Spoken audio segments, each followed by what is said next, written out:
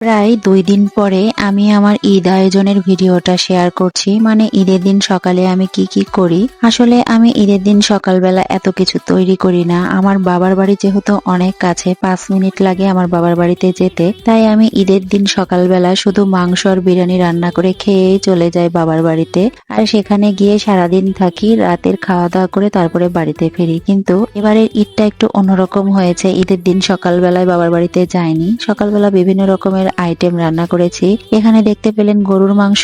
আমার বর বলেছিল গরুর মাংস টাটকা টাটকা মশলা দিয়ে সুন্দরভাবে রান্না করতে, তাই আমি পাটায় বেটে সব রকম মশলাপাতি দিয়ে এটাকে হাত দিয়ে ভালোভাবে কচলিয়ে কচলিয়ে মেখে তারপরে রান্না করছি। এখানে 1.5 কেজি গরুর মাংস রয়েছে। গরুর মাংসটাকে চাপিয়ে দিয়েছি, দেখতে পেয়েছেন আমি কিন্তু এতে একটুকু পানি দিইনি। আর এবারের ঈদের দিন সকালবেলায় আমি পাকান পিঠা তৈরি করেছিলাম। এই পাকান পিঠাটা তৈরি করতে দেখেছিলাম আমার শাশুড়িকে। বিয়ে হয়ে আসার পর প্রত্যেকবার ঈদের দিন সকালবেলায় আমার শাশুড়ি পাকান পিঠা তৈরি করতো। পাকান পিঠার ব্যাটারগুলো আমি তৈরি করে দিতাম তাকে, সে ভেজে নিত তেলের মধ্যে। তো অনেকদিন যাবত এভাবে আর করা হয় না।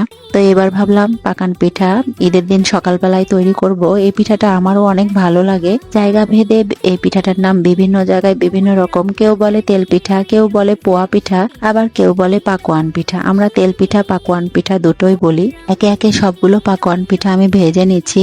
অনেকক্ষণ সময় লেগেছে পাকান পিঠা ভাজতে। আর আমি সঠিকভাবে ভিডিও করতে পারিনি, সবগুলো রেসিপির ভিডিও আমার করা হয়নি, যেহেতু আমি একা হাতে ভিডিও করি। আমার স্ট্যান্ডটাও ভেঙে গেছে, সেজন্য হাত দিয়ে দিয়ে ভিডিও করেছি। যতটুকু পেরেছি ততটুকু ক্লিপ নিয়েছি, আর বাকিগুলো নিতে পারিনি, সেজন্য আসলে শেয়ার করাও হয়নি। 2 দিন পরে আমি ঈদের ভিডিওটা শেয়ার করছি, ঈদের ব্লগ আর কি। তো একে একে সবগুলো পিঠা আমি ভেজে নিয়েছি। 1 পাতিল পিঠা আমার হয়েছে। আর এই পিঠাগুলো কিন্তু গরুর মাংসের ঝোল দিয়ে খেতে অনেক ভালো লাগে। এই পাকোয়ান পিঠার ব্যাটারগুলো যদি সুন্দরভাবে মাখানো হয় তাহলে সুন্দর মতো তেলের মধ্যে দিলেই ফুলে ওঠে এবং তেল বেশি লাগে না এই পাকোয়ান পিঠা ভাজতে।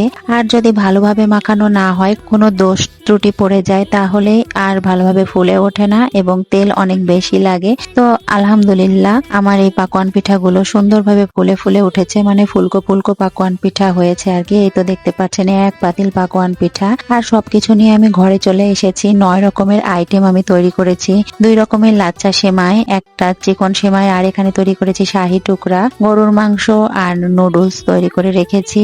শাহী টুকরা বানানোর রেসিপি দেখে আমি তৈরি করেছি, কিন্তু দেখানো যে রেসিপিটা ছিল সেটাতে ছিল তেলের মধ্যে পাউরুটিগুলো ভেজে নিয়ে তারপরে মালাই তৈরি করে তার উপরে দেয়া, কিন্তু এটা আসলে আমার পছন্দ হয়নি। এর পরের কোনো ভিডিওতে আমি শাহী টুকরার একটা নতুন রেসিপি শেয়ার করব আপনাদের সাথে। তো আজ এ পর্যন্তই ছিল আমার ঈদের ব্লগ। দেখা হয়ে যাবে অন্য কোনো ভিডিও নিয়ে। সে পর্যন্ত সবাই ভালো থাকবেন, সুস্থ থাকবেন। আল্লাহ হাফেজ। আসসালামু আলাইকুম।